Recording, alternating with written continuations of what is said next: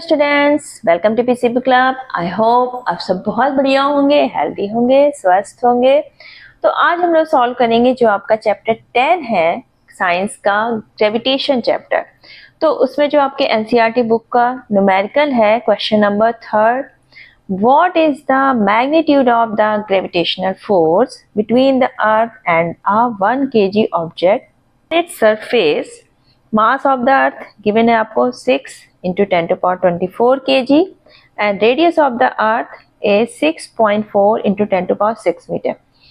तो यहाँ पर देखो, हमारा जब स्मॉल ऑब्जेक्ट है तो दो ऑब्जेक्ट के बीच जो डिस्टेंस होगी वो हमारी किसके बराबर हो जाएगी? अर्थ के रेडियस के बराबर।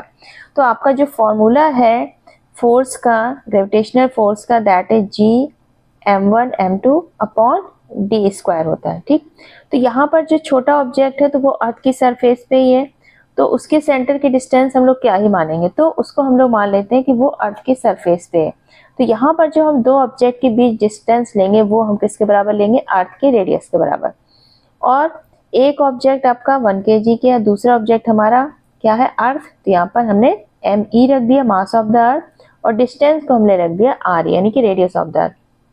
अब जो हमारा ग्रेविटेशनल कांस्टेंट है, universal gravitational constant G, capital G, इसकी वैल्यू होती है आपकी 6.67 into 10 to power minus 11 newton metre square kg square.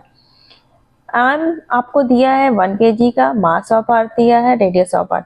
अब इसको हम लोग वैल्यू पुट कर देंगे। अब इसको हम लोग देखेंगे कि सॉल्व कैसे करना। बच्चे क्या करते हैं, जो हमारी इतनी हाई पावर दिखती है इसको कैलकुलेशन में थोड़ा सा गड़बड़ कर देते हैं। तो यहाँ पे हमारा फोर्स इक्वल टू क्या हो जाएगा? सबसे पहले हम वैल्यू पुट करेंगे। तो जी की वैल्यू हो गई 6.67 10 to power minus 11, mass of earth 6 into 10 to power 24, mass दूसरा हमारा जो ऑब्जेक्ट है 1 kg का, रेडियस हमारी दी है 6.4 इंटू 10 टू पावर 6 का स्क्वायर। ठीक, तो यहाँ पर जब हम 6.67 इंटू 6 मल्टीप्लाई करते हैं तो हमारा आंसर आ जाता है 40.02।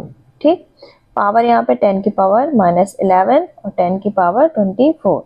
ठीक, नीचे 6.4 का जब हमने स्क्वायर किया, क्योंकि यहाँ पे होल स्क्वायर है, तो आ गया आपका 40.96। 10 की पावर 6 है तो इसमें भी स्क्वायर होगा, तो क्या हो जाएगा? Power 6 2 12 double.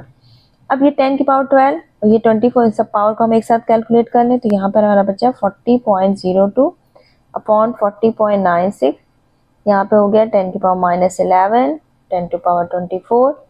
अब ये जो हमारा 10 की पावर 12 है इसको हम लाएंगे ऊपर, ये हो जाएगा माइनस की पावर। जब भी ऊपर आएगा तो पावर क्या हो जाएगी हमारी? माइनस की। अब देखो, माइनस के 11 माइनस के 12 कितने हो गए? 10 की पावर माइनस 23। तो ये हो गया हमारा 40.02 अपॉन 40.96, 10 की पावर माइनस 23 और 10 की पावर 24। तो देखो, ये रहा माइनस का 23 और ये 24। तो 24 से 23 माइनस हुए तो प्लस का 1 बचेगा। तो यानी कि हमारी बची क्या? अब ये डेसिमल हटा सकते हैं, तो 40.4002 अपॉन 4096, और यहाँ पे क्या बचा? 10 की पावर 1, तो यानी कि 10 बचा। अब ये मल्टीप्लाई हो जाएगा, यानी कि 40020 अपॉन 4096। जब इसको डिवाइड करते हैं तो हमारा आंसर आता है 9.75। तो इसको हम लोग अप्रोक्सीमेट क्या लिख लेंगे? 9.8 न्यूटन।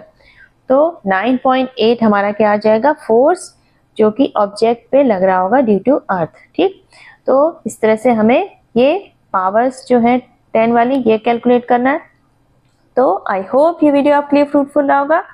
तो नेक्स्ट वीडियो में हम लोग जो इसके नेक्स्ट न्यूमेरिकल्स हैं हम लोग वो करेंगे। तो अगर आप क्लास 9 10th में हैं तो आप मैथ्स और साइंस के लिए चैनल को ज्वाइन कर सकते हैं, क्योंकि यहाँ पर आपको एनसीईआरटी के सॉल्यूशंस मिलते रहेंगे, और जो आपके प्रीवियस ईयर के क्वेश्चन पेपर है बोर्ड एग्जाम्स के और बोर्ड एग्जाम से रिलेटेड जो भी हमारी इंपॉर्टेंट प्रिपरेशन रिलेटेड वीडियो होंगे वो यहाँ पर आपको रेगुलर मिलते रहेंगे। चलिए फिर मिलते हैं नेक्स्ट वीडियो में, तब तक अपना ख्याल रखिएगा। Bye bye, take care.